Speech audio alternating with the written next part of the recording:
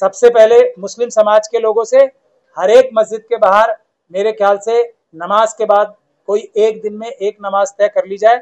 हर मस्जिद के बाहर छोटा या बड़ा प्रोटेस्ट एक होना चाहिए समर्थन में। इस समय फिलिस्तीन के साथ भारत की डिक्लेयर्ड पॉलिसी भी है ये, और इजराइल ने जो है हमला किया ईरान के ऊपर उसके खिलाफ, और सब देशों को बराबर का अधिकार है। इसके लिए ये दो मुद्दों पे, एक तो फिलिस्तीन को आजादी दिलवाने के लिए, फिलिस्तीन एक अलग देश बनना चाहिए, फ्रीडम ऑफ फिलिस्तीन इंडिया की डिक्लेयर्ड पॉलिसी है उसके लिए, और हर एक देश की जो स्टेटस है वो बराबर होना चाहिए। कोई देश किसी के ऊपर दबाव ना बनाए, इंटरनल पॉलिसी में इंटरफेयर ना करे। उसके लिए इन दो मुद्दों के लिए मैं सभी मस्जिद के लोगों से भी गुजारिश करना चाहता हूं कि वो प्रोटेस्ट करें। फ्राइडे के दिन हर मस्जिद के बाहर प्रोटेस्ट होने चाहिए। मैं अपने बहुजन समाज के भी सभी लोगों से ये गुजारिश करना चाहूंगा कि ये इंसाफ और बराबरी की लड़ाई जो ईरान लड़ रहा है इस वक्त, उसमें हमें उन सब का साथ देना चाहिए, क्योंकि ये वही आइडियल्स हैं जिसके लिए बाबा साहब ने हमारा संविधान बनाया था। तो सबसे पहले सभी मस्जिदों की जिम्मेदारी है, अगले फ्राइडे को जुमे की नमाज के बाद भी हर एक मस्जिद के बाहर प्रोटेस्ट करने का आह्वान मैं करता हूं। मुझे अफसोस के साथ ये बताना पड़ रहा है कि सिर्फ लखनऊ की मस्जिद के अलावा जहां मौलाना कल्बे जवाद साहब ने प्रोटेस्ट किया, और किसी मस्जिद से कोई बड़े प्रोटेस्ट की मेरे पास जानकारी नहीं आई है। अगर ऐसे प्रोटेस्ट हुए हैं तो ये वेलकम है। किसी भी प्रोटेस्ट करने वाले को इस समय पीसफुल प्रोटेस्ट होना चाहिए, बिल्कुल। और वो हम लोग तो करते ही पीसफुल प्रोटेस्ट हैं, कभी नॉन पीसफुल प्रोटेस्ट कर ही नहीं सकते, संविधान के मानने वाले हैं।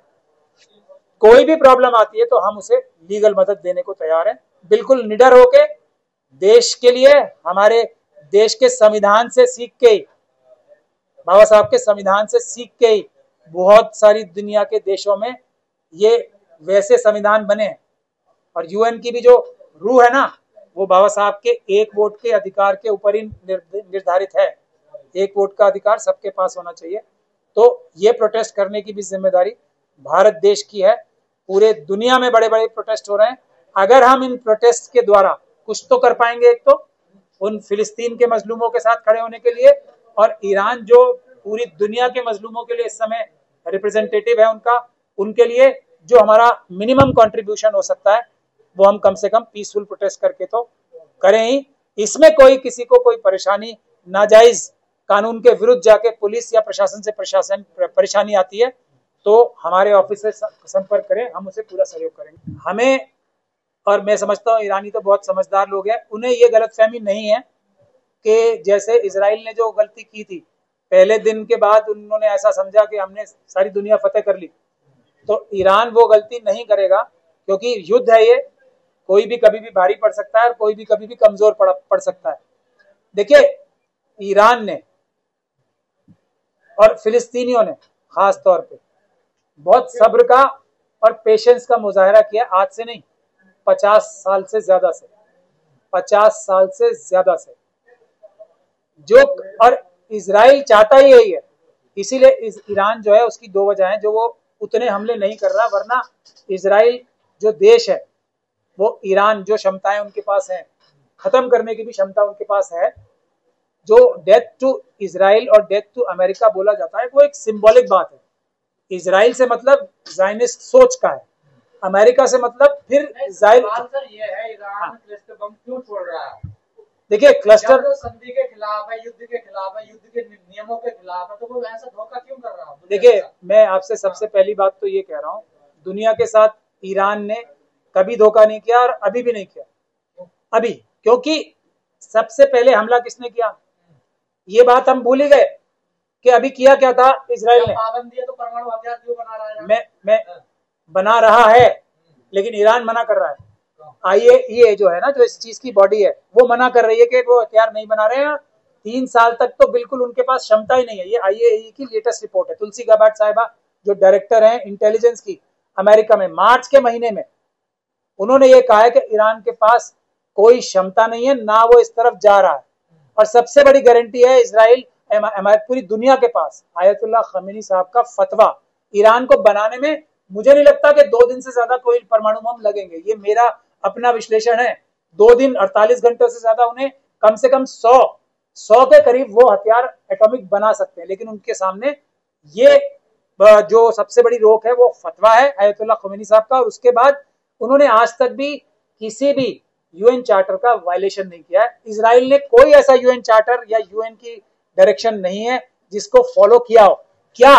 और अभी भी ईरान ने क्या कहा है, और जो सबसे अच्छी बात है जो कहनी चाहिए, इजराइल अपने एटॉमिक हथियार जैसे साउथ अमेरिका ने खत्म किए थे वैसे इंटरनेशनल कम्युनिटी के सामने, यूएन के सामने हवाले कर दे, फिर अपनी जो क्षमताएं हैं उनकी किसी भी देश की, और ये सिर्फ ईरान की बात नहीं है, वो क्षमताएं वो 3% तक लाने के लिए ओपनली स्टेटमेंट दे चुके हैं। आज भी वो ये कह रहे हैं। आप मुझे ये बताइए कि ईरान ने क्या इजराइल के ऊपर हमला किया था?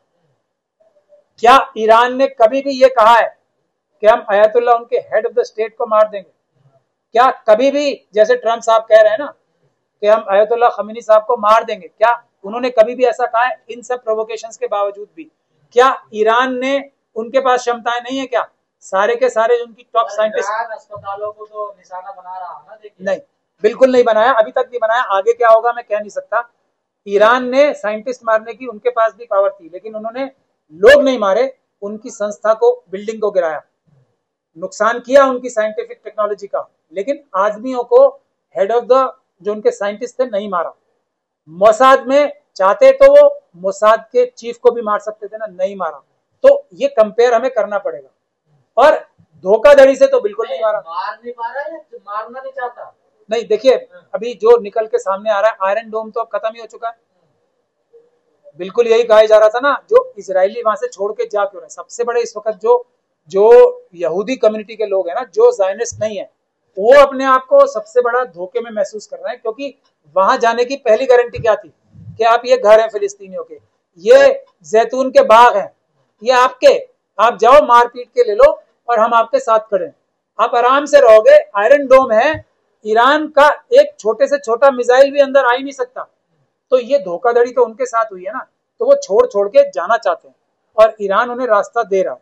ईरान भारत के लिए भी, देखो इजराइल से अभी जहाजों की इजाजत नहीं है इंडिया आने की। ईरान ने इस मुश्किल हालात में भी, जबकि इंडिया ने, मोदी जी का स्टैंड ईरान के लिए कोई समय अच्छा नहीं है और ये देश के लिए बड़ा नुकसान कर रहे हैं मोदी जी, हमारी आर्थिक सुरक्षा के लिए, हमारी सामरिक जो स्ट्रेटेजिक इंटरेस्ट होते हैं उसको अडानी साहब के लिए, सिर्फ और सिर्फ अडानी साहब का हाइफा में जो इंटरेस्ट है उसकी वजह से मोदी जी देश का नुकसान कर रहे हैं। जैसे सरेंडर की बात मान के उन्होंने, जो सरेंडर उन्हें कहा जाता है, उन्होंने युद्ध विराम जो किया ना, वो भारत का कितना बड़ा नुकसान किया अडानी जी की वजह से। तो लेकिन ईरान ने आज भी हमारे देश के नागरिकों को वहां सुरक्षित रखा हुआ है। इजरायली वहां पे लात मार रहे हैं भारतीयों को, वो बंकर्स में घुसने नहीं दे रहे भारतीयों को, फिर भी अडानी जी की वजह से मोदी उन्हीं का साथ दे रहे हैं। तो ईरान और इजराइल के कैरेक्टर में हमें हमेशा कंपैरिजन करना जरूरी है। आज भी अगर, अभी तक तो ये कहा जा रहा है ना, उन्होंने अपने एक्चुअल हथियार अभी तक इस्तेमाल ही नहीं किए। अभी एक जो लेटेस्ट हथियार है, उन्होंने उनका एक दो करके उन्होंने शुरू किए हैं। हर वो मिथ जो इजराइल ने बनाई थी ना झूठी, जैसे यहाँ पे 2 करोड़ नौकरियां 15 लाख की, वैसी मिथ बनाई थी ना कि आयरन डोम, तो आयरन डोम का फिर बहाना क्या दिया था ना देने का, कि वो इतने सारे बम एक साथ छोड़ देते हैं, जैसे कि मना है आयरन डोम को, मना है आयरन डोम हमारी 10 के साथ चलेगी, 11 कोई छोड़ेगा तो जी हम नहीं खेल रहे। लेकिन उसको भी ईरानी जो है फौज ने तोड़ा, अकेला सिर्फ एक मिसाइल छोड़ा, वो भी रोकने के लायक नहीं है। तो ईरान अभी भी पूरी तरीके से जो इंटरनेशनल नॉर्म्स हैं उसके हिसाब से युद्ध कर रहा है। इजराइल किसी भी इंटरनेशनल नॉर्म को नहीं फॉलो कर रहा। ज़ायनिस्ट इस दुनिया का सबसे बड़ा आतंकवादी संगठन है, आरएसएस के बाद ज़ायनिस्ट ताकतें जो हैं, और बेंजामिन नेतन्याहू इस दुनिया के सबसे बड़े आतंकवादी हैं, वॉर क्रिमिनल हैं, इसमें किसी को कोई शक नहीं होना चाहिए। फिलिस्तीन में आज के समय भी जो उनकी असल ताकत है ना, वो क्या है कि मजलूम यहाँ खड़े हैं, उनके ऊपर बम चला दें। और जब सामने से मुकाबला होगा तो मुझे अभी जो सबसे बड़ी, जो आने वाले समय में अगर अमेरिका पूरी तरीके से, कहना चाह रहे हैं इजराइल कमजोर है? कमजोर नहीं कह रहा हूं मैं, कुछ है ही नहीं ईरान के सामने, ये कह रहा हूं, कुछ नहीं है। तो अगर पूरा मिडिल ईस्ट डरा हुआ क्यों हुआ? अमेरिका, पूरी वेस्टर्न ताकतें हैं, आप समझिए, पाकिस्तान क्या भारत का सामना कर सकता है? वही हाल है ईरान के सामने, जो भारत और पाकिस्तान की स्थिति है ना। भारत समझ लो आप ईरान है, पाकिस्तान समझ लो आप इजराइल है। और पाकिस्तान इजराइल से भारत के मुकाबले में, फिर भी कह रहा हूं आपको, भारत के सामने पाकिस्तान फिर भी कुछ ताकत रखता है। इजराइल ईरान के सामने 1 to 1 कुछ ताकत नहीं रखता। अगर इजराइल को अमेरिकन मदद बंद हो जाए तो ईरान की जरूरत ही नहीं है, हमास वाले उनकी फौज को हरा लेंगे। ये मैं क्लियरली बता रहा हूं। हिजबुल्लाह इजराइल की फौज को 1 हफ्ते के अंदर अंदर नेस्तो नाबूद कर देगा अगर अमेरिका बीच में से हट जाए।